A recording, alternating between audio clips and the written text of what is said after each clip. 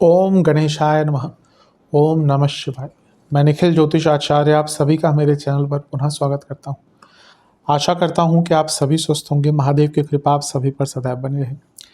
कि वीडियो मेष यानी कि एरीज के लिए बहुत विशेष है, क्योंकि वीडियो है राहु महाराज के राशि परिवर्तन के बारे में। राहु 18 महीने के बाद राशि बदल रहे हैं और राशि परिवर्तन करके वो आपके 12वें भाव को छोड़कर आपके 11वें भाव में प्रवेश कर जाएंगे। राहु केतु सदैव वक्र रहने वाले ग्रह हैं, सदैव वक्री ग्रह हैं, तो हमेशा वो उल्टे ही चलते हैं। क्या कहिए, उनकी वो नॉर्मल चाल है। जैसे बाकी ग्रह आगे की तरफ बढ़ते हैं, राहु केतु हमेशा उल्टे ही चलते हैं। 18 महीने बाद उनका गोचर होता है और किसी एक राशि की बात करें तो उसमें वो 18 साल बाद आते हैं। राहु की अगर हम बात करें तो उनको अगर कलयुग का राजा कहा जाए तो इसमें कोई भी कुछ भी गलत नहीं होगा, क्योंकि यकीन मानिए आज के टाइम में राहु कलयुग के राजा ही हैं। राहु इतना लाभ दे सकते हैं व्यक्ति को जितना उसकी सोच से भी परे होता है। शास्त्रों में जहाँ व्याख्या स्पेशली पराशर जी आदि या जो बेसिक क्लासिक्स हैं उसमें राहु केतु के बारे में बहुत वर्णन नहीं है। नाड़ी ज्योतिष में साउथ इंडिया में बहुत ज़्यादा वर्णन है, क्योंकि उस टाइम पर राहु केतु पर उतना जोर नहीं दिया जाता था। पर आज जब हम एक मॉडर्न टाइम में रह रहे हैं जहाँ पर कुछ भी राहु के बिना नहीं हो सकता, आप देखिए आसपास इंटरनेट जो है वो राहु के अधीन है। तो आज की डेट में क्या चीज़ है जो बिना इंटरनेट के हो जाती है? आज हमारे घर का अगर इंटरनेट आधे घंटे के लिए रुक जाए ना, सबके हाल बुरे हो जाते हैं। काम सारा इंटरनेट पे है, कहीं सर्वर डाउन हो जाए, ट्रांजैक्शंस रुक जाते हैं, सब कुछ रुक जाता है। इसलिए राहु की प्रबलता, राहु की विशेषता और राहु का महत्व डे बाय डे बढ़ता जा रहा है। जैसा मैंने कहा ना कि पहले के जो शास्त्र हैं, जो शास्त्र हैं उसमें राहु केतु का वर्णन है, ऐसा नहीं है कि नहीं है, लेकिन इतना ज़्यादा व्याख्या नहीं है जितनी बाकी 7 ग्रहों की है। और अधिकतम जो व्याख्या है वो भी नेगेटिव ही ज़्यादा है। पर ऐसा नहीं है कि ये ग्रह नेगेटिव ही रिजल्ट देते हैं, बल्कि राहु जैसा मैंने कहा ना आज के टाइम में एक ऐसा ग्रह है जो आपको मेटलिस्टिक वे में, भौतिक रूप में बहुत तेज़ी से रिजल्ट दे सकता है। रातों रात जो ग्रह आपका जीवन बदल सकता है वो केवल राहु ही है। राहु और केतु को कार्मिक प्लैनेट्स कहा जाता है, यानी कि जो ग्रह सीधा आपको आपके पुनर्जन्म से या पिछले जन्म से जोड़ते हैं, वो बताते हैं कि आप क्या नहीं कर पाए, क्या आपको करना है। राहु केतु की विशेषता बहुत है। वो तभी मैं कहता हूँ राहु केतु को सामान्य ग्रहों की तरह नहीं मानना चाहिए, ये अलग ग्रह है। राहु केवल सर है, केतु धड़ है। तो राहु क्या है, केवल दिमाग वाली चीज़ें हैं, यानी कि राहु का प्रभाव क्या है, नेवर एंडिंग थॉट्स। जिसका राहु बहुत स्ट्रांग होगा, राहु लग्न में है, राहु चंद्रमा के साथ है, ऐसे लोग हमेशा बहुत ज़्यादा सोच विचार करते हैं। अभी कभी कभी नेगेटिव भी हो जाता है, क्योंकि अगर चंद्रमा के साथ है राहु, अब अकेले राहु लग्न में है बहुत अच्छा है, लेकिन अगर चंद्रमा का इन्वॉल्वमेंट हो जाता है तो चंद्रमा के साथ क्या हो जाता है, ग्रहण लग जाता है राहु पर, और इसके कारण एक नेगेटिव इम्पैक्ट भी देखने को मिलता है।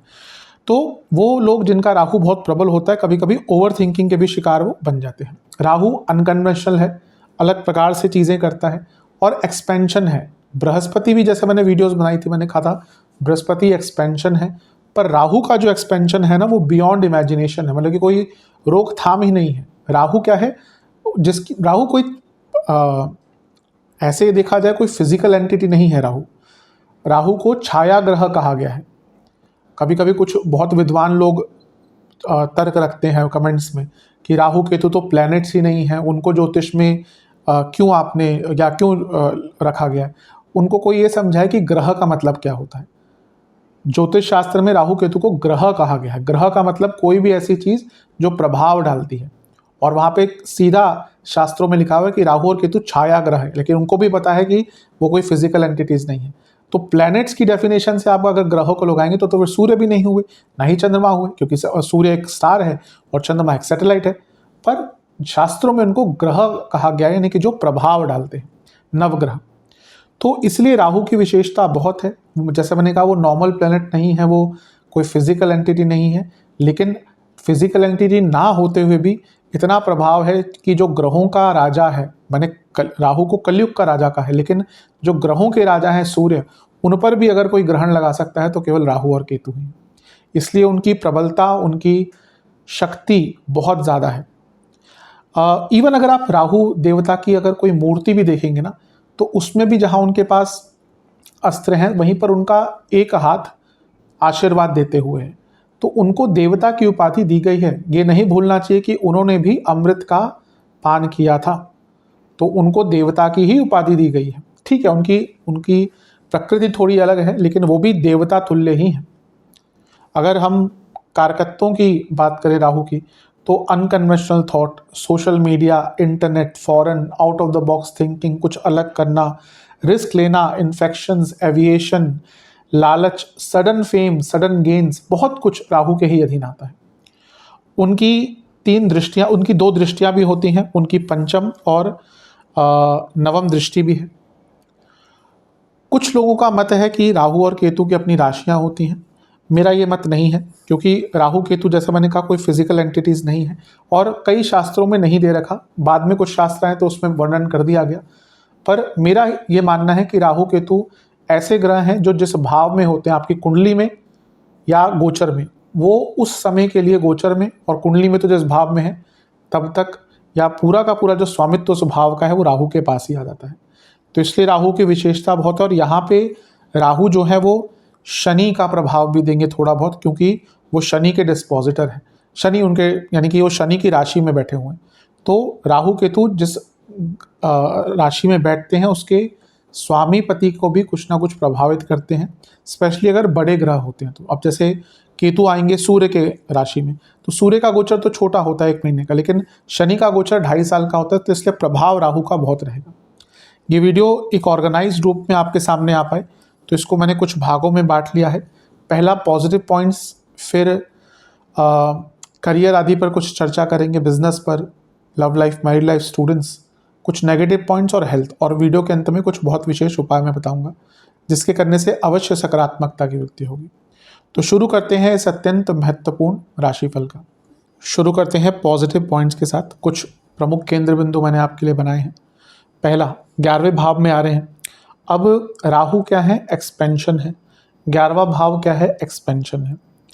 लेकिन जब यहाँ पर 11वें भाव में राहु आ गए तो ये एक्सपेंशन बियॉन्ड लिमिट्स है।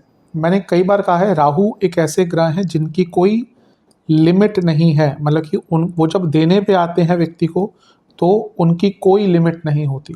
आप किसी को भी देख लीजिए, रातों रात बहुत अमीर बना है, रातों रात उसको फेम मिली है। अब वो क्वेश्चनेबल है, क्या वो फेम सस्टेन करती है? उसमें कुंडली पर चीज़ें डिपेंड करती है। कुछ लोगों की कर जाती है, कई लोगों की नहीं भी कर पाती। कई ऐसे लोग हैं जो रातों रात फेमस हुए, 1-1.5 साल बहुत नाम चला, सोशल मीडिया पे छाए रहे, आज उनको कोई नहीं जानता, पर एक टाइम लग रहा था कि राइजिंग स्टार है, सब कुछ है। कई लोग ऐसे होता रहता है कि कोई कोई कभी इंस्टाग्राम पे वायरल हो गया, कोई इंटरनेट पे वायरल हो गया, 5-6 महीने हर कोई उनके पीछे पड़ा रहा, पर फिर कुछ नया हो गया तो उनको भूल गए।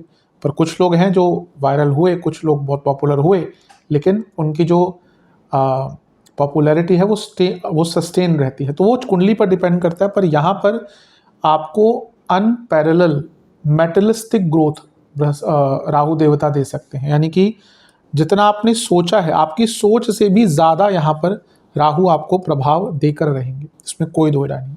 भौतिक सुखों के लिए बहुत अच्छा रिजल्ट है। दूसरा पॉइंट, राहु की जब हम बात करते हैं तो राहु क्या है? राहु विदेश है, राहु अनकन्वेंशनल है, राहु इलीगल चीज़ें हैं, राहु अंडर द टेबल वाली चीज़ें हैं, राहु स्पेकुलेशन है। तो इन सारे एरियाज में आपको ग्रोथ और लाभ मिलेगा ही। विदेश संबंधित लाभ, 2 नंबर के कामों में लाभ, बहुत लाभ मिलने वाला है। तीसरा पॉइंट, राहु इंट्यूशन, जिसका राहु स्ट्रांग है उसकी इंट्यूशन बहुत अच्छी होती है। तो राहु का प्रभाव जब 11वें घर में है तो जो इंट्यूशन की जो इंटेंसिटी है वो और ज़्यादा रहेगी, और जिसकी इंट्यूशन काम करती है, और राहु क्योंकि 11वें घर में है तो उस इंट्यूशन के जरिए आपको बहुत लाभ प्राप्त होगा। चौथा पॉइंट, एम्बिशियस। 11वें घर के राहु, लग्न के राहु, 10वें के राहु, 6ठे भाव के राहु, ये व्यक्ति को बहुत एम्बिशियस बनाते हैं। और अच्छी चीज़ ये है कि वो व्यक्ति अपने एम्बिशंस को पूरा भी करता है। तो यहाँ पे आप एम्बिशियस भी रहेंगे और अपने एम्बिशंस को पूरा भी करेंगे। 5वां पॉइंट, डिप्लोमेसी। बहुत अच्छा डिप्लोमेटिक बनाते हैं व्यक्ति, राहु व्यक्ति को। अब केतु जिसका बहुत प्रधान होगा ना, वो इतना डिप्लोमेटिक नहीं रहेगा, पर जिसका राहु बहुत स्ट्रांग होगा वो बहुत अच्छी डिप्लोमेसी जानते हैं। उनको पता है कि किसके सामने क्या बोलना है, वही डिप्लोमेसी होती है। आप एक जूनियर लेवल के स्टाफ से भी बात कर लेते हैं और आप एक सीईओ से भी बात कर लेते हैं। आप एक बिजनेसमैन के सामने भी आपको पता है क्या बोलना है, और एक पॉलिटिशियन के सामने भी आपको पता है क्या बोलना है। वो जो डिप्लोमेसी है वो राहु से आती है, थोड़ा बहुत शुक्र से भी आती है, पर यहाँ पे हम केवल राहु की बात करें तो बहुत डिप्लोमेसी आपके अंदर आएगी। और अवश्य मेष वालों को उसका लाभ मिलेगा, क्योंकि मेष वाले मूलतः नहीं होते डिप्लोमेटिक, वो मन के बहुत भोले होते हैं, कई बार बता चुका हूँ इस चीज़ को, और डिप्लोमेसी उनको बहुत आती नहीं। पर यहाँ पर कहीं ना कहीं आप समय के अनुसार अपने आप को थोड़ा बहुत बदल पाएंगे। चलते हैं छठे पॉइंट की तरफ। राहु 11वें घर में है जो इच्छाओं का भाव है, और राहु खुद इच्छाओं के कारक है। राहु की इच्छाएं तो नेवर एंडिंग है, जैसे राहु का सोचना नेवर एंडिंग है, वैसी राहु की जो इच्छाएं है वो नेवर एंडिंग है। अच्छी चीज़ है ये जो कॉम्बिनेशन है ऑफ 11वां भाव प्लस राहु, ये आपकी इच्छाओं को पूर्ण भी कराएगा। यानी कि जो भी आपकी इच्छाएं होंगी उसमें पूर्णता भी आपको दिखेंगी। अब इसमें एक चीज़ देखनी पड़ेगी कि हाँ, इच्छाएं तो पूरी होंगी, पर राहु क्या होता है ना, वो साम दाम दंड भेद है, यानी कि बाय हुक और क्रुक। तो आप कुछ भी करके अपने इच्छाओं को पूर्ण यहाँ पर करके रहेंगे। इसमें बस थोड़ा सा केयरफुल रहेगा कि ओवर द बोर्ड ना जाए। 7वां पॉइंट, ये 11वां भाव उपचय स्थान है। उपचय स्थान क्या होता है, जो जीवन को आगे बढ़ाता है, जो निचले स्तर से व्यक्ति को ऊपर लेके जा सकता है, गति दिलाता है। राहु भी गतिमान ग्रह है, एक प्रकार से उनकी स्पीड की बात नहीं कहूँगा, पर राहु जो भी देते हैं वो बहुत तेज गति से देते हैं। इसीलिए जब ये उपचय भाव और राहु का कॉम्बिनेशन हुआ तो या होगा, सडनली आपको बहुत सारी अपॉर्चुनिटीज अपने जीवन में प्राप्त होंगी।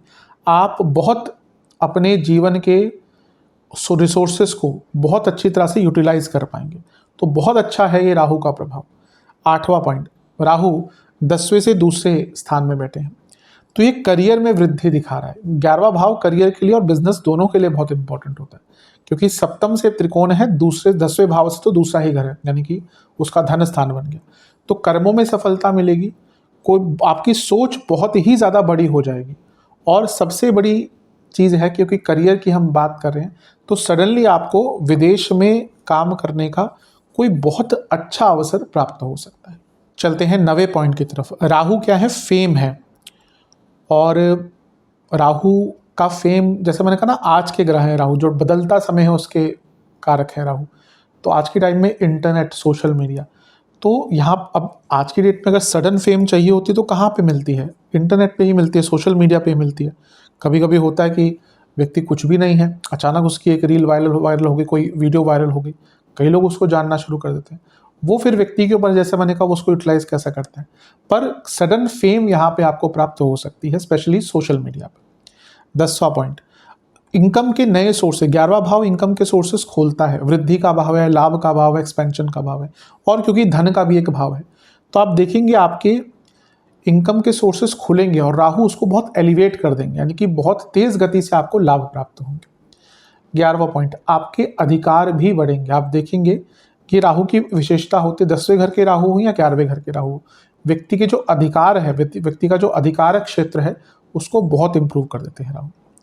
12वां पॉइंट, प्रैक्टिकल स्किल्स। 11वां भाव भी स्किल्स का एक भाव है, तो यहाँ पे आप कई ऐसी चीज़ें सीखेंगे जो आप एकदम अप्लाई भी कर सकते हैं। कई बार होता है हम कुछ सीखते हैं, कभी जीवन मिलता ही नहीं उसको अप्लाई करने का, या बहुत टाइम बाद मिलता है, जब इतना हम भी भूल जाते हैं वो स्किल्स, मे बी प्रैक्टिकल नहीं रहती। ये वो टाइम है जब आप स्किल्स को सीखेंगे और उनको प्रैक्टिकली अप्लाई भी कर पाएंगे।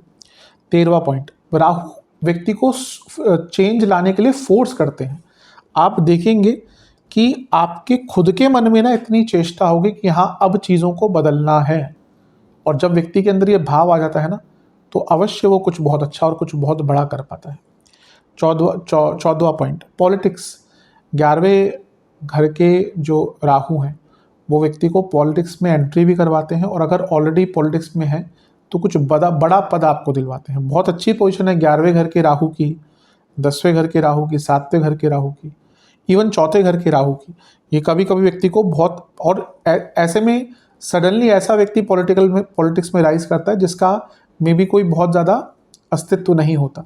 कभी कभी होता है कि भाई एक पीढ़ी दर पीढ़ी चली आ रही है पार्टी, उसमें आगे आगे पीढ़ियां जा रही। कभी कभी होता है एक व्यक्ति ऐसे ही उठ के आता है और फेम प्राप्त करता है। तो ये टाइम पॉलिटिक्स में आगे बढ़ने का है। 15वां पॉइंट, भाग्यवान, यानी कि भाग्य का बहुत साथ मिलता है 11वें घर के राहु जब होते हैं। तो एक बहुत, आई थिंक मेरे हिसाब से सबसे अच्छी तो नहीं कहूँगा, पर one of the most auspicious placement होती है 11वें घर के राहु की, क्योंकि यहाँ पर व्यक्ति को हर प्रकार का भौतिक सुख प्राप्त होता है और उसको चीज़ें बहुत आराम से भी प्राप्त होती हैं। तो बहुत विशेष ये एक लाभ राहु के कारण मिल जाता है। चलते हैं 16वें पॉइंट की तरफ, जो कि है एक रिवोल्यूशनरी। आप कुछ ऐसा कर पाएंगे कि आप एक रिवोल्यूशन क्रिएट कर सकते हैं। अब उसका स्तर अलग अलग हो सकता है, बड़े स्तर पर भी हो सकता है, छोटे स्तर पर भी हो सकता है, पर बहुत रिवोल्यूशनरी आइडियाज़ आएंगे जिसके दम पर अपने जीवन को और दूसरों के जीवन के स्तर को भी आगे बढ़ा पाएंगे। बहुत बड़े बड़े जो रिवोल्यूशनरीज हुए हैं उनके या तो लग्न में राहु रहे या तो 10वें या 11वें में राहु रहे, क्योंकि अलग सोच है ना, वो रिवोल्यूशन पैदा करते हैं, वो रिवोल्यूशन उत्पन्न करते हैं। 17वां point, out of the box thinking, मतलब कि यहाँ पे ना आपको ऐसे ऐसे आइडियाज़ आएंगे जो नॉर्मल व्यक्ति समझ ही नहीं पाएगा। अधिकतम जिनका राहु बहुत स्ट्रांग होता है ना, वो उनकी बातों को समझना मुश्किल होता है, क्योंकि वो बहुत फ्यूचरिस्टिक बातें करते हैं। तो क्योंकि उनकी जो सोचने का तरीका है वो थोड़ा सा नॉर्मल से हटकर होता है। तो यहाँ पे out of the box thinking से भी आप आगे बढ़ पाएंगे।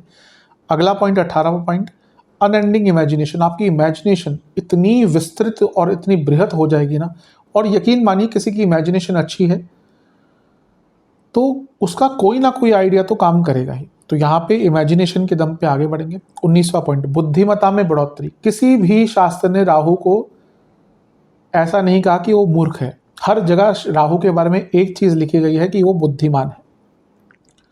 राहु को बुद्धिमान कहा गया है। अब वो मे भी स्टडी वाला बुद्धिमान ना हो, लेकिन प्रैक्टिकल वर्ल्ड में अगर कोई ग्रह सबसे बुद्धिमान है तो वो राहु ही है, और वो बुद्धिमत्ता कहीं ना कहीं आपको प्रैक्टिकली आगे लेकर जाएगी। 20वां पॉइंट, कुटिल, यानी कि चालाक। आज के टाइम में बिना चालाकी के कौन आगे बढ़ सकता है? आप अगर सीधे हैं तो लोग आपको बेच खाएंगे, आपके घर वाले आपको बेच खाएंगे। आज ऐसा टाइम, अगर आप अपने घर वालों के सामने भी बहुत सीधे बन के रहेंगे ना, तो वो भी आपका फ़ायदा उठाएंगे। बाहर वाले तो बेच खाएंगे और घर वाले भी नहीं छोड़ते आज के टाइम पे। तो कभी कभी तो इतना सीधा बनना घर वालों के लिए भी अच्छा नहीं होता। लोग आपको फॉर ग्रांटेड लेंगे। आप देखिए आपके घर में अगर आप सबकी सुनते हैं तो हर कोई आपको सुनाएगा, और जहाँ आपने एक अपने लिए स्टैंड ले लिया ना, वहीं पर आप बुरे बन जाएंगे। आप जीवन भर उनके लिए काम करके देख लीजिए, जहाँ एक बार आपने अपना स्टैंड ले लिया ना, वहीं पर आप बुरे बन जाएंगे। तो ये कुटिल बनाते हैं, चालाक बनाते हैं। 21वां पॉइंट, यशस्वी। बहुत यश बढ़ता है व्यक्ति का। वो उस व्यक्ति का उसके जो काम है ना, वो दूर दूर तक पहुंचते हैं, यश बढ़ता है। 22वां पॉइंट, 11वें घर के राहु ना, वो व्यक्ति अपनी इमेज के बारे में इतना कॉन्शियस नहीं रहता कि मेरे को लोग क्या कहेंगे। और जो व्यक्ति के अंदर ये आ जाता है ना कि हाँ लोग कुछ भी कहें, भाड़ में जाए, मुझे अपना काम करना है, फिर उसको ना आगे बढ़ने से कोई रोक नहीं सकता। जब उसके मन में वो भय ही नहीं है इमेज का, या फिर लोग क्या इसको जजमेंट करेंगे नहीं करेंगे, तो आगे बढ़ने के फिर मौके बन जाते हैं। और इवन जो सोशल मीडिया पे भी लोग पॉपुलर हैं, कहीं ना कहीं वो भी, अब कोई भी पॉपुलर ऐसे कि किसी के अगर करोड़ों फॉलोअर्स हैं, अगर उसको 10 लाख लोग प्यार करते हैं, तो ऐसे भी हो सकता है कि 10,000 लोग उसको नफरत भी करते हों। तो कोई यही सोच के बैठ जाए कि मेरे को कोई गाली दे रहा है, बुरा कह रहा है, तो आगे क्या काम कर पाएगा। तो ये जो प्रभाव है, मैंने कहा राहु सोशल मीडिया के कारण है। तो जो लोग भी सोशल मीडिया पे पॉपुलर हैं, उनको कहीं ना कहीं बुरी चीज़ें भी देखने को मिलती ही हैं। तो ये भाव राहु का ही है कि चलो जो भी हो, मुझे आगे बढ़ना है। 23वां पॉइंट, अब शास्त्रों ने राहु को दैत्यों का मंत्री कहा है। इसका मतलब कहीं ना कहीं एक बड़ी पोस्ट आपको मिल सकती है। पर यहाँ पर अगर आपको कोई पोस्ट मिलेगी करियर में, इवन आउटसाइड करियर, तो कुछ ऐसी पोस्ट मिलेगी जिसमें आप बहुत लोगों को कंट्रोल कर पाएंगे, यानी कि कंट्रोलिंग पावर आपके पास आएगी। 24वां पॉइंट, ये समय होता है जब आप अपने ड्रीम्स को, अपने सपनों को रियलिटी में कन्वर्ट कर पाएंगे। यकीन मानिए आपके कई सपने सच होने वाले। 25वां पॉइंट, एक नया सोशल सर्कल फॉर्म होगा जो आपको आगे बढ़ने पर हेल्प करेगा। यानी कि आपके सोशल सर्कल में, फ्रेंड सर्कल में ऐसे लोग आएंगे जो खुद एक प्रैक्टिकल सोच रखते हैं और जीवन को आगे लेकर जाते हैं। 26वां पॉइंट, आप बहुत गोल ओरिएंटेड रहेंगे। यानी कि आपका जो भी कार्य होगा ना, वो काफ़ी गोल ओरिएंटेड रहने वाला है यहाँ पे। और जो व्यक्ति गोल ओरिएंटेड है वो देर सवेर अपनी सफलता तक पहुँचता ही है। चलते हैं 27वें पॉइंट की तरफ। 11वें घर के राहु वाणी से भी धन दिलाते हैं, यानी कि अगर आप वाणी से संबंधित कुछ कार्य करते हैं तो लाभ होगा, धन प्राप्त करेंगे। 28वां पॉइंट, प्रखर वक्ता, आपकी जो बोलने की क्षमता और क्वालिटी है बहुत अच्छी हो जाएगी, और जो व्यक्ति के पास बोलने की क्वालिटी है वो अवश्य सफलता पाता ही। कितने लोगों को देख लीजिए बोलते बहुत अच्छा है। अब कई कवि हैं आज के टाइम में, कई ऐसे कवि भी हैं जिनसे शायद अपना पूरे महीने का खर्चा भी नहीं निकल पाता, और कुछ ऐसे कवि हैं जो एकदम लग्जूरियस लाइफस्टाइल जी रहे हैं। क्या डिफरेंस है? वो वाणी की तो प्रबलता है। आप नेताओं की बात कर लीजिए, कुछ नेताएं हैं, वो नेता हैं उनकी बोलने की क्षमता ऐसी है। जब भी नेता की बात करता हूँ मुझे स्वर्गीय सुषमा स्वराज जी की याद आती है। उनके भाषण आज तक जिस प्रबलता से वो देती थी, या फिर अटल बिहारी जी किस प्रबलता से और किस रिलेटेबिलिटी से वो भाषण देते, तो वो संसद के उनके भाषण आज तक याद है। तो वो अगर किसी के पास कोई प्रखर एक वक्ता वाली क्वालिटी है तो वो अपनी एक अमिट छाप लोगों पर छोड़ के जा सकता है, और यहाँ पे वही चीज़ आपको देखने को मिलेगी। 29वां पॉइंट, हर प्रकार का भोग, जो भी जीवन की लग्जरीज है ना, भोग की वस्तुएं हैं, सब कुछ बहुत आराम से प्राप्त होने वाली है। अब वो जो भी आपके डिजायर्स हो किस प्रकार के हो प्राप्त होंगे। 30वां पॉइंट, विदेश में नाम। यहाँ पे कभी कभी क्या होता है, व्यक्ति को शायद अपने देश में उतना नाम ना बने उसका, लेकिन विदेशों में उसका नाम बनना शुरू हो जाता है। अभी मैं किसी से बात कर रहा था कुछ दिनों पहले, उनके राहु बहुत स्ट्रॉन्ग थे, तो होम्योपैथी के डॉक्टर हैं। तो उन्होंने बताया कि इंडिया में मेरा इतना नाम नहीं है, पर विदेश की कंट्रीज़ में मेरा बहुत नाम है। मेरा बहुत काम वो कुछ आई थिंक ऑटिस्टिक बच्चों का या कुछ ऐसा कुछ करते हैं, मुझे एग्जैक्टली याद नहीं, पर उन्होंने कहा कि मेरा ज़्यादा नाम विदेश में है। तो ऐसा कई लोगों के साथ होता है कि उनका शायद अपनी कंट्री में उतना नाम ना बने, लेकिन विदेश की कंट्री में बहुत नाम बन जाता है। कई योगा इंस्ट्रक्टर्स को मैं जानता हूँ, वो इंडिया में इतना उनका नाम नहीं हो पाया, आज वो विदेश में बैठकर बहुत पैसा कमा रहे हैं, बहुत नाम कमा रहे हैं। तो ये वो समय है जब विदेश में नाम, और अगला पॉइंट है विदेश में सेटलमेंट भी आपको प्राप्त होगा। 32वां पॉइंट, एसेट्स बढ़ेंगे। ये एसेट्स का भाव है ना, और राहु यहाँ पे आके एसेट्स को बढ़ाएंगे ही, तो जो भी आपके एसेट्स हैं वो बढ़ेंगे। 33वां पॉइंट, भाग्य उदय। ये भाग्य उदय का टाइम होता है। देखिए आपके लिए बहुत अच्छा ये समय है।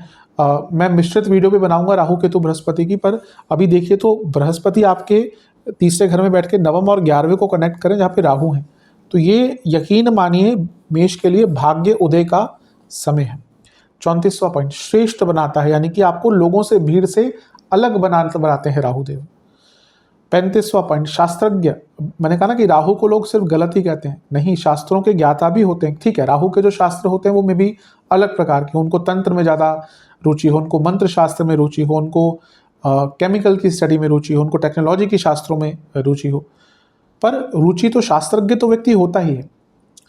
36वां पॉइंट, एट्रैक्शन। आपके अंदर जो एट्रैक्शन है, नेचुरल एट्रैक्शन, वो बहुत बढ़ जाएगी।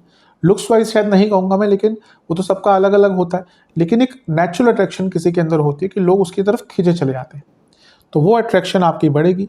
37वां पॉइंट, टेक्निकल माइंडसेट। आप देखेंगे इवन अगर आप नॉन टेक्निकल पर्सन भी ना, आपका माइंडसेट बहुत टेक्निकल हो जाएगा और आप नई नई टेक्नोलॉजी सीखने लग जाएंगे। और जो व्यक्ति टेक्नोलॉजी से एकदम अपने आप को टच में रखता है वो आगे बढ़ता है, क्योंकि टेक्नोलॉजी का ही टाइम है। आज आने वाले टाइम में और टेक्नोलॉजी बदलेगी, तो जो व्यक्ति टेक्नोलॉजी सेवी है वो आगे बढ़ता रहेगा। जो ये सोचे भाई मेरे ज़माने में तो ये होता था, मैं नहीं करूँगा या करूँगी, तो फिर वो वहीं रुक जाएगा। क्योंकि इस बात को तो आप नकार नहीं सकते कि बिना टेक्नोलॉजी के आने वाला टाइम नहीं होने वाला। 38वां पॉइंट, ग्लैमर से सराउंडेड रहेंगे, यानी कि माया कहीं ना कहीं, अब ये थोड़ा सा नेगेटिव में भी आएगा, लेकिन आप मानेंगे, देखेंगे आप ना पूरी प्रकार से ग्लैमर से घिरे रहेंगे, माया से घिरे रहेंगे। 39 पॉइंट, रिसर्च एंड डेवलपमेंट। किस चीज़ में? पैसे में। धन के जो भी एरियाज आ गए उसमें आपको बहुत R&D करने का मौका प्राप्त होगा। चलते हैं 40वें पॉइंट की तरफ। बृहस्पति आपके दूसरे से 10वें भाव में है, ये सडनली इन्वेस्टमेंट से लाभ दिलाएगा। जो भी आपने इन्वेस्टमेंट करके रखी थी उसमें लाभ प्राप्त होगा। 41 पॉइंट, सप्तम से पंचम में है, दृष्टि भी आऊँगा उस पर मैं, तो बिजनेस में ग्रोथ होगी। 12वें से 12वें घर में है, यानी कि विदेश के जो भी काम आपके अटक रहे थे, क्योंकि 12वें से 12वें में है लेकिन लाभ स्थान है, तो विदेश से अटके कामों में लाभ प्राप्त होगा। बृहस्पति नवम से तीसरे में है, यानी कि भाग्य और प्रैक्टिकलिटी दोनों चीज़ों का मिलन हो रहा है, बहुत अच्छा है। 44 पॉइंट, बृहस्पति पंचम से सप्तम, सॉरी राहु, बृहस्पति अगर मैंने पहले ही बोला हो तो उसको मत मानिएगा। राहु जो है वो पंचम से सप्तम में है, यानी कि आपके जो आइडियाज़ हैं वो इम्प्लीमेंटेशन में कन्वर्ट होंगे। अगला पॉइंट, राहु जो है वो छठे से छठे भाव में है, यानी कि कंपटीशन में सफलता प्राप्त होगी आपको, कई जगह पर कॉम्पिटिशन्स में सफलता प्राप्त होगी, लीगल चीज़ों में लाभ प्राप्त होंगे और आप हर चैलेंज को एक्सेप्ट कर कर पूरा कर पाएंगे। 46 पॉइंट, राहु चौथे से अष्टम में है, सडनली आपको प्रॉपर्टी से लाभ मिलेगा, एंसेस्ट्रल प्रॉपर्टी से भी लाभ मिल सकता है। और कभी कभी राहु क्या ना मैटरनल साइड से भी प्रॉपर्टी से लाभ दिलाते हैं। कभी कभी होता है कि जो मदर की साइड है वहाँ से भी जैसे कोई नहीं बचा उनके साइड पे, या कोई बेटा नहीं, या फिर वो नहीं, उनका लगाव बहुत होता है, कभी कभी मैटरनल साइड से भी कुछ एंसेस्ट्रल प्रॉपर्टी मिल जाती है। तो यहाँ पे ये भी हो सकता है कि आपको मैटरनल साइड से भी कुछ आपके एंसेस्ट्रल प्रॉपर्टी का लाभ प्राप्त हो जाए। अब राहु देव की दृष्टियों की बात कर लेते हैं। उनकी दो दृष्टियाँ होती हैं, पंचम और नवम। पांचवी दृष्टि उनकी तीसरे घर पर पड़ी है। ये आपको नई चीज़ों को ट्राई करने में हेल्प करेंगे। फिजिकल और मेंटल स्ट्रेंथ जो है आपकी दोनों ही साथ देंगी, बढ़ेंगी। नई स्किल्स सीख पाएंगे, टेक्नोलॉजी सीख पाएंगे, और एंथुजियाज्म अलग ही लेवल पर रहेगा, उत्साह अलग ही लेवल पर रहेगा। नई लैंग्वेज सीखना है, कम्युनिकेशन को बेटर करना, कम्युनिकेशन पे बहुत कमांड आपकी आ जाएगा, आपकी जो कन्विंसिंग पावर है ना वो बहुत बढ़ जाएगी। और ये दो उपचय भावों का मिलन है, यानी कि शीघ्रता से और तीव्रता से आपको ये सारे रिजल्ट प्राप्त होंगे। उनकी नवी दृष्टि है सातवें भाव पर, ये विवाह का योग बना देती है। मैं कई बार बताता हूँ, राहु कैटलिस्ट का काम करते हैं विवाह के लिए, तो विवाह का योग बनता है, बिजनेस में लाभ होता है, पद प्राप्ति का ये भाव है, प्रमोशन, सडन प्रमोशंस कई लोगों की होंगी, कई लोगों के तो अनएंटिसिपेटेड, वो सोच भी नहीं रहोगे ना, यहाँ पे प्रमोशन उनकी हो जाएगी। आपको बड़े रोल मिलेंगे कार्य क्षेत्र में, बिजनेस में आपके रोल बढ़ेंगे। मैसिव पॉपुलैरिटी, सप्तम भाव सबसे ज़्यादा पॉपुलैरिटी के लिए देखा जाता है, मैसिव पॉपुलैरिटी यहाँ पर आपको प्राप्त होगी। नई सोशल लाइफ आपकी इंप्रूव होगी, बढ़ेगी या बनेगी, और आपकी जो अच्छी क्वालिटीज़ है ना वो हाईलाइट होंगी। आप देखेंगे जो भी आप अच्छा करेंगे ना वो एकदम हाईलाइट हो जाया करेगा। तो ये बहुत अच्छे प्रभाव आपके लिए दिख रहे हैं। जब मैंने वीडियो की शुरुआत करी थी, मैंने कहा था कि शनि का प्रभाव या राहु पर शनिदेव का प्रभाव भी रहेगा, क्योंकि राहु शनि की राशि में, और ये ग्रह ऐसे हैं राहु केतु जिसकी राशि में बैठते हैं उसके स्वामी का प्रभाव भी कहीं ना कहीं देते हैं। तो अब देखें तो राहु 11वें घर में है शनि की राशि में, और शनि का है 12वें घर में, और ये साफ इंडिकेशन है कि विदेश से बहुत प्रकार के लाभ आपको प्राप्त होने वाले हैं। अगला पॉइंट, अब शनि की बात करें तो वो 10वें और 11वें घर के स्वामी हैं और बैठे हैं 12वें घर में, और राहु बैठे हैं 11वें घर में। तो ये सारे तीनों भाव बहुत एक्टिवेट हो रहे हैं। ये 10, 11, 12 और इसके बाद क्या आता है 1, यानी कि कर्म से लाभ और बदलाव, और फिर एक नया जीवन चक्र, बहुत मैसिव चेंजेस की तरफ इंडिकेट कर रहा है। मेष वाले अगर अपने जीवन को बदलना चाहते हैं, इससे अच्छा टाइम आपको नहीं प्राप्त होगा। अगला पॉइंट, शनिदेव जो है वो ये 10, 11, 12 का जो प्रभाव है, इस पर राहु का इम्पैक्ट भी आ गया, यानी कि आपकी जो कार्यशैली है पूरे जीवन का जो जीने का तरीका है ना, बहुत प्रैक्टिकल होने वाला है। और जो प्रैक्टिकल है वो आज के टाइम में आगे चलता ही है। और सबसे इम्पोर्टेंट भी बात, ये शनि का प्रभाव जो 12वें घर में है, लग्न में आएंगे 2.5 साल बाद, तो यहाँ पे ना बहुत लॉन्ग टर्म प्लानिंग राहु के कारण, क्योंकि शनि पर राहु का प्रभाव, राहु पर शनि का प्रभाव, तो राहु क्या है, इमेजिनेशन है। तो बहुत ऐसी प्लानिंग आप कर पाएंगे, क्या ऐसे कुछ कार्य कर पाएंगे जो लॉन्ग टर्म आपको फिर बेनिफिट देने वाले हैं। तो ये भी आपके लिए बहुत अच्छा रिजल्ट दिख रहा है। चलते हैं करियर की तरफ। जहाँ तक करियर की बात है, ये जो राहु का गोचर है ये बहुत विशेष लाभ देगा। सबसे बड़ी बात है कि वो लाभ स्थान में आ रहे हैं, और लाभ स्थान करियर बिजनेस दोनों के लिए ही बहुत इंपॉर्टेंट भाव होता है। तो करियर में तो वृद्धि होगी, जैसे मैं पहले बता ही चुका हूँ जब पॉजिटिव्स की चर्चा कर रहा था। सैलरी बढ़ेगी और पोजीशन भी बढ़ेगी, और आप अपने मैनेजमेंट के फेवरेट बन जाएंगे। कभी कभी होता है कि सीधा मैनेजमेंट की नज़रों में कोई व्यक्ति आ जाता है, अपर मैनेजमेंट की, तो ये वही टाइम है। अथॉरिटी आपकी बढ़ेगी, नई स्किल्स, कॉन्फिडेंस, और आप R&D कर पाएंगे, रिसर्च कर पाएंगे अपने कार्यक्षेत्र में। प्रमोशन, अच्छा एक प्रभाव उनका जो तीसरे घर पर है, ये आपको बहुत उत्साहित भी करेगा और प्रॉब्लम सॉल्विंग कैपेसिटी, आप बड़ी बड़ी प्रॉब्लम्स को सॉल्व कर देंगे, और जब ऐसा करते हैं तो नाम बनता ही है। उनका एक प्रभाव सप्तम पर है जो मैं बता ही चुका हूँ, प्रमोशन आदि के लिए बहुत अच्छा है। और ये वो टाइम है जब आप कहते हैं ना कि क्लाइंबिंग द कॉर्पोरेट लैडर, जो लोग कॉर्पोरेट में काम करते हैं बड़ी कंपनीज में, ये वो टाइम होता है जब आप बड़े पद पर पहुंचते हैं, या फिर आपकी जो एक जर्नी है आगे बढ़ने की, या नाम जो है वो बनना शुरू हो जाता है। आपको बहुत नई नई रिस्पॉन्सिबिलिटीज दी जाएंगी, उनके लिए तैयार रहेगा। कि फास्ट ग्रोथ का टाइम होता है। कभी कभी मैं तो, अगर किसी की दशा अंतदशा अच्छी चल रही है ना, हो सकता है ये 18 महीने में 2 बार आपकी प्रमोशन हो जाए।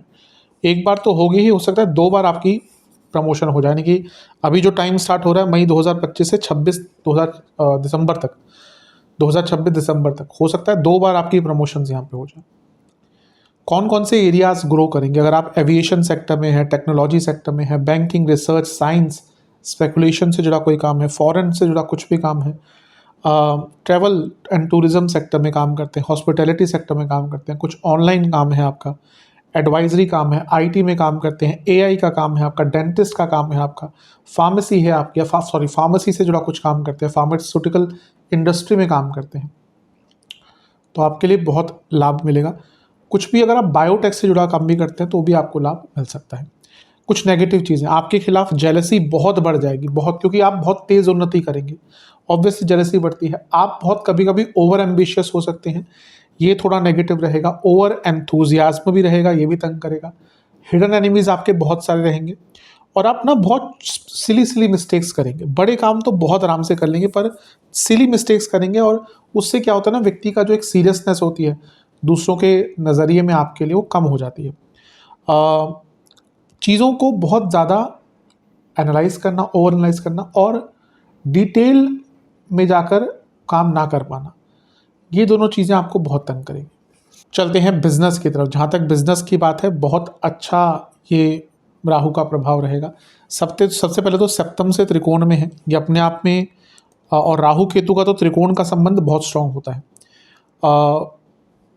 क्योंकि 11वें भाव से बैठकर सप्तम भाव को देख रहे हैं, तो ये पैसे की वृद्धि, बिजनेस का फेम, नाम, पहचान, गुडविल, सब कुछ बढ़ाएगा। और ये एक्सपेंशन का टाइम है, आप अपने बिजनेस में बहुत एक्सपेंड कर सकते हैं।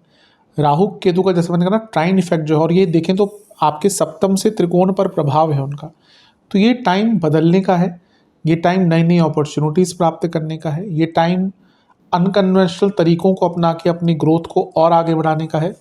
विदेश से लाभ भी मिलेगा, और विदेश से अगर आप इन्वेस्टमेंट भी ढूंढ रहे थे, बहुत अच्छे रूप से आपको प्राप्त हो सकती है। ये अपने बिजनेस में कुछ ऐसा करने का है जो आपके बिजनेस की पहचान को बदल कर रख सकता है।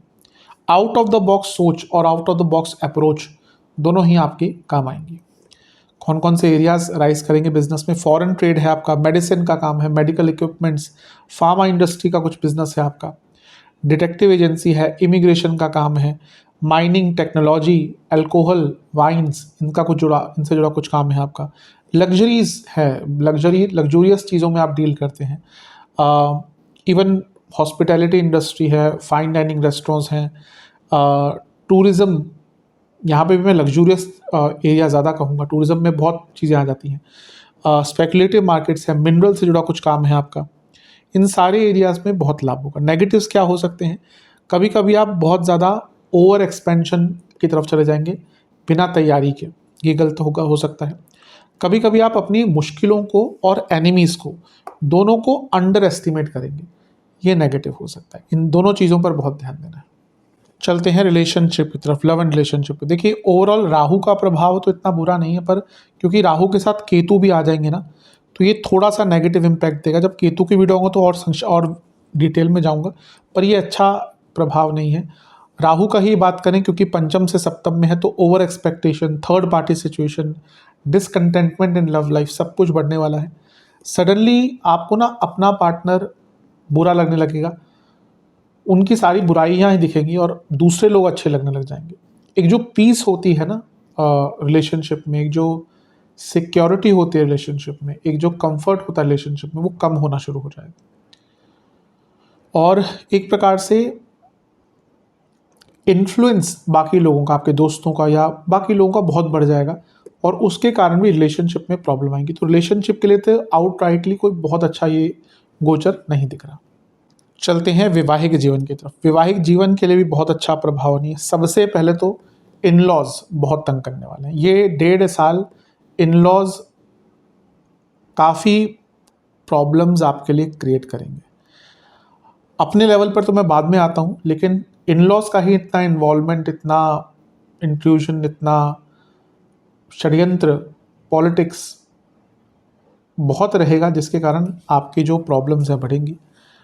अब सप्तम पर राहु का प्रभाव है, तो ये डिसकंटेंटमेंट क्रिएट करता है। राहु ना रिलेशनशिप में डिसकंटेंट, सब कुछ ठीक भी है ना, फिर भी व्यक्ति बोलेगा कुछ ना कुछ कमी है मेरी मैरिड लाइफ में, क्या है उसको भी नहीं पता होगा।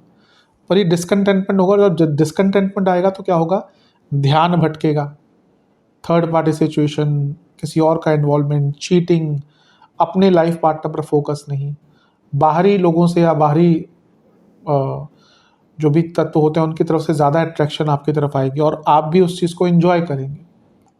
रिश्तेदार भी कोई कसर नहीं छोड़ेंगे आपकी मैरिड लाइफ को ख़राब करने के लिए।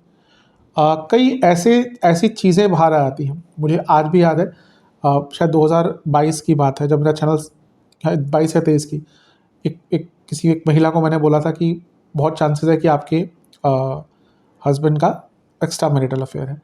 तो उन्होंने कहा हो ही नहीं सकता, ये हो ही नहीं सकता। मैं ठीक है, मैंने कहा हो सकता है, मैं गलत हूँ, पर ये मेरा एक एनालिसिस है।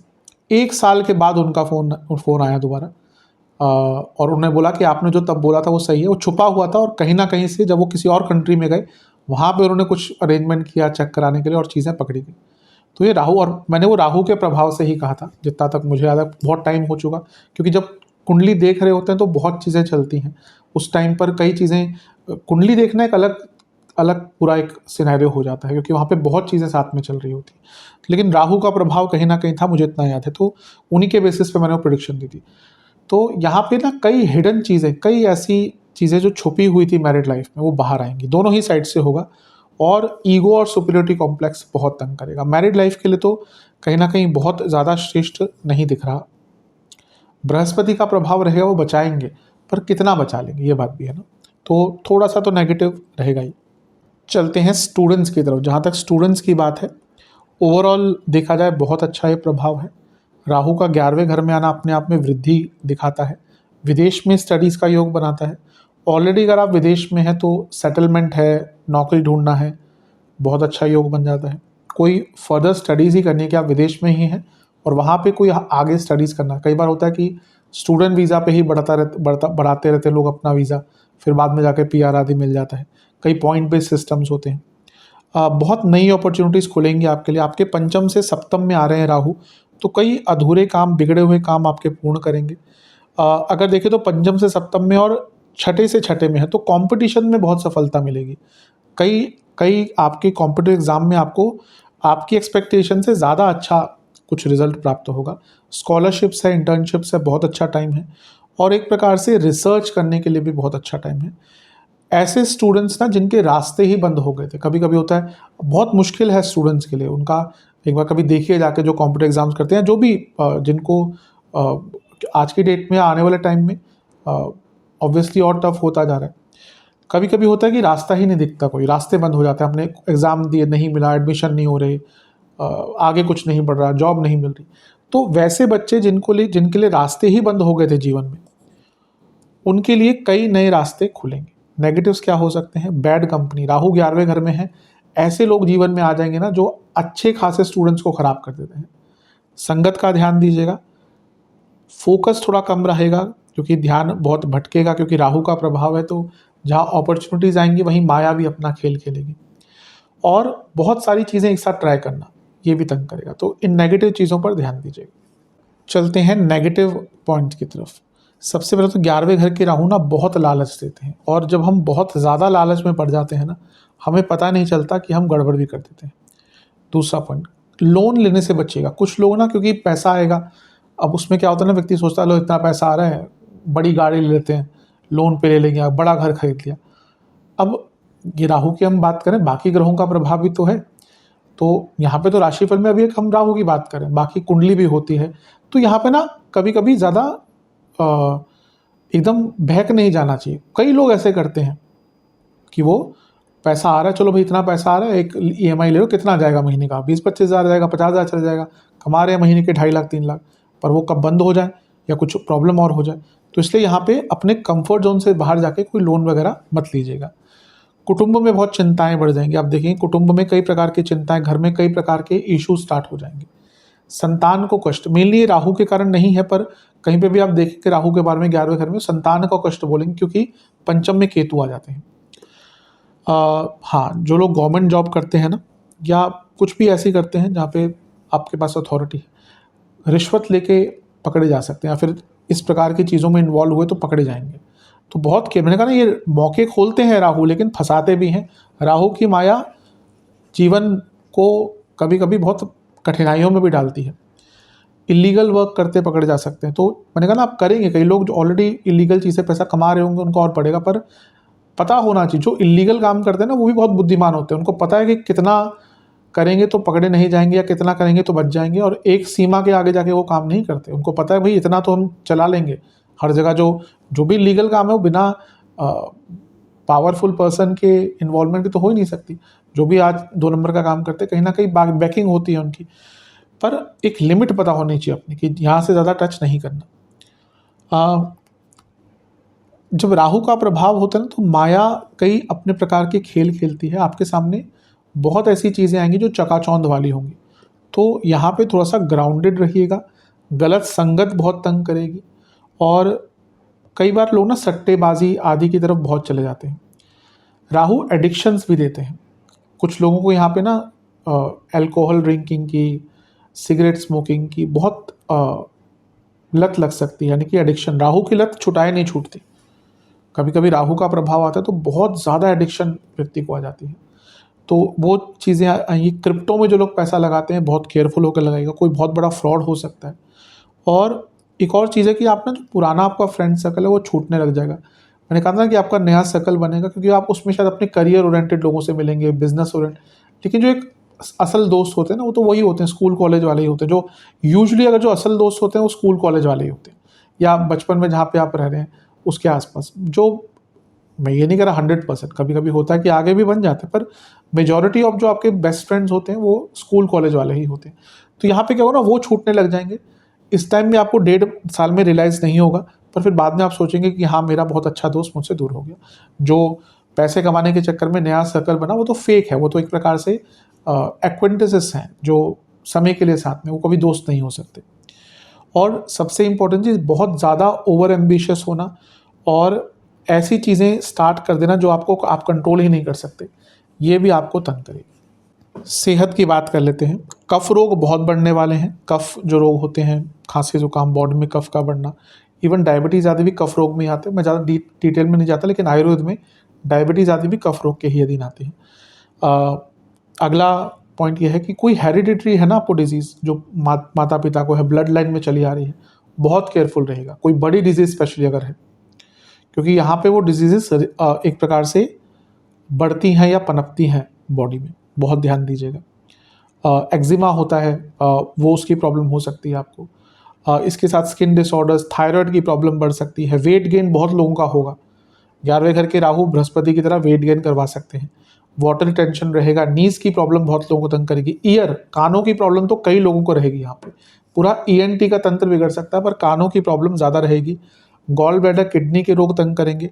जो आउटर सेक्सुअल ऑर्गन्स होते हैं, रिप्रोडक्टिव ऑर्गन्स होते हैं, उनसे संबंधित बहुत प्रॉब्लम्स आ सकती हैं। रक्त दूषित यानी कि रक्त विकार हो सकता है, और ग्रंथियों से जुड़ा, ग्लैंड्स से जुड़ी कोई प्रॉब्लम्स आपको तंग कर सकती है। उपाय की बात करते हैं। 5 उपाय हैं, कितनी बार करने हैं बताता चलूँगा। कब कर सकते हैं, जब भी वीडियो देखें उसके अगले दिन से, या जब भी समय आता है वो शुरू कर सकते हैं। जो लोग विदेश में रहते हैं, अगर सब चीज़ें नहीं कर सकते तो इंडिया में आप किसी को बोलकर, अपने रिश्तेदार को, माता पिता को, जो भी हैं उनको बोलकर, अगर आप करना चाहते हैं ये उपाय, उनको बोले कि आपके नाम से एक मानसिक संकल्प नॉर्मल सा लेकर कर सकते हैं। पहला उपाय, 3 अमावस्या की रात को दुर्गा मंदिर में एक काली डोरी जो होती है वो बांध कर, एक नारियल लेना है जटा वाला, उस पर काली डोरी बांधनी है, और वो दुर्गा माता के मंदिर में चढ़ा के आना है, और दुर्गा चालीसा का वहाँ पर बैठ के 8 बार पाठ करना है। बहुत इंपॉर्टेंट उपाय है ये। उपाय आपको 3 अमावस्या करना है। दूसरा उपाय, ये 3 मंगलवार करना है उपाय आपको। स्कंद देवता की पूजा। कौन है स्कंद देवता? कार्तिक जी। शिव परिवार में जहाँ पे जाएंगे वहाँ पे गणेश जी भी होंगे, नंदी जी भी होंगे, सर्प देवता भी होंगे, माता पार्वती भी होंगी और कार्तिक जी भी होंगे। तो कार्तिक जी का आपको दूध से अभिषेक करना है 3 मंगलवार, और ओम स्कंदाय नमः इस मंत्र का 108 बार जाप करना है। तीसरा उपाय, ये आपको एक ही अमावस्या को करना है। किसी भी काली माता के मंदिर में जाकर एक 4 मुखी सरसों के तेल का दिया बस जला के आना है। चौथा उपाय, किसी भी 2 पूर्णिमा को आपको, अगर पूर्णिमा नहीं भी कर पाते ये तो किसी भी 2 दिन या 2 बार इस उपाय को कर सकते हैं। आपको 2 पूर्णिमा करेंगे तो सबसे अच्छा है। किसी भी ओल्ड एज होम में कुछ मदद करनी है, वृद्धाश्रम में। और 5वां पॉइंट, 4 पूर्णिमा आपको ये उपाय करना है। आपको पंचामृत बनाना है, उसमें गुलाब जल ऐड करना है और अभिषेक करना है महादेव का। उसके बाद 11 बेलपत्र अर्पण करने हैं और ओम वीरभद्राय नमः मंत्र का 108 बार जाप करना है। ये आपको 4 पूर्णिमा करना है, यानी कि 4 महीने तक कंटिन्यू, मतलब महीने में एक ही दिन करना है, लेकिन 4 महीने तक ये टोटल आपका उपाय चलेगा। तो ये उपाय करेंगे अवश्य आपको बहुत लाभ मिलेंगे। आशा करता हूँ वीडियो काम आएगी। चैनल पर नए हैं सब्सक्राइब कीजिए, वीडियो को लाइक कीजिए। मिलता हूँ अगली वीडियो में, तब तक के लिए ओम नमः शिवाय।